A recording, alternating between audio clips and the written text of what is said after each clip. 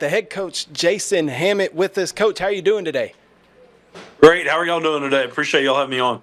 Absolutely, we're doing fantastic. Doing fantastic. First off, let me ask you a little bit about the. I don't think 5A has started practice yet, right? So y'all are waiting on that. But how has the off season been so far, and how's it been getting ready for this upcoming season? Well, since we did spring football, we got to hold off another week. So our varsity will be on the field Monday.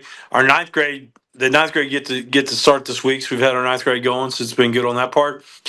Full summer of activities, full spring of activities. It never ends now.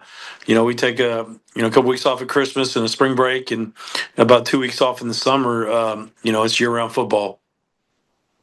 That's what we love, though. That's what we love here in East Texas, year-round football. Let's talk a little bit about last season for the Mavericks. A 10-3 overall record, made it to the regional semis. Talk to me a little bit about last year, what you liked about it, and maybe what you didn't like about last season. Well, there's not much I didn't like. I had a bunch of kids. We were down four times going into halftime. Four different games we were down or tied, and the kids showed so much resilience to come back four different times, late in games to win them last season. We ran into a pretty good South Oak Cliff team, at Tyler Rose one that night, last day of November.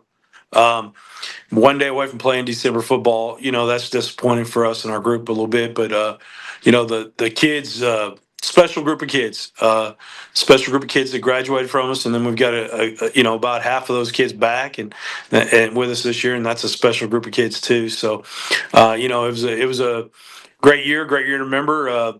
It'll not not very many good teams get to play after Thanksgiving, so we were blessed for that part. Yeah, and like you said, it was a good year, and it was your first year there at Marshall, so a good start to the time there. What has been the biggest difference you think coming in last year to now? What has been the biggest difference you think from year one to year two? Um, I don't know exactly how you want to say it, but I was here before, so it's kind of a continuation as assistant coach, but yes, I mean, there's a big difference, and it's just kind of what talking to coaches and paying attention to college and everything going on in the world of football. It's football's a little more year to year than it used to be, in my opinion. What you used to saw back in the '80s, '90s, and early 2000s, and just a few years ago in college football, is you would try to build a program, and that's something was still a goal, but uh, there's so much influx in terms of college and high school football right now.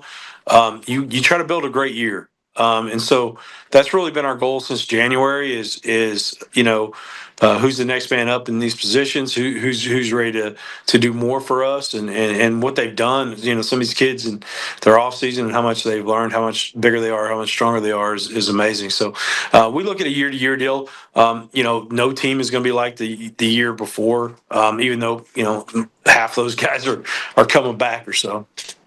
Yeah, and like you mentioned, you got five coming back on offense, five coming back on defense, so a lot of starters coming back. You also lost a couple thousand yards rushers that are going to be hard to replace for sure. But what are your kind of expectations and thoughts as you head into this next season? We expect a lot. It doesn't matter if I'm replacing 22 of them. We're gonna expect a ton from our kids. They're Marshall kids. They're gonna play hard, but we expect them to have high execution, know what they're doing, play with some grit, play with some character, and go. So we expect a lot from them. There's a ton to replace. We lost two 1,000 yard rushers. We lost almost 1,000 yard receiver. We lost. A ton of tackles graduated, a ton of sacks graduated on defense. We lost both our defensive ends, both our corners. So we've got some key positions that we're replacing. We've known about it for a long time, so it's something the coaches and the kids have been working on consistently and saying, hey, who's the next man up in those spots. And last thing I want to ask you before I let you get out of here, let's talk about that district. I know we talked about it last season after realignment, and it was a tough one, but y'all came out of there second. Just a 1 point loss to Texas High away from a district championship. So what are your thoughts now on the district as you head into it for the second year? It's the same district. I've watched this district, either been in it or been around it my whole career, 25 years or so, paying attention to this district. you don't know, like, don't assume there's a win. Don't go into one of these weeks thinking you're going to beat so and so or that they're not very good. And our kids and coaches do a great job of that. Sometimes the community, the internet, the hype will say so and so is great and so and so is bad this year or something like that. Don't fall into that kind of stuff. We don't believe in that kind of stuff.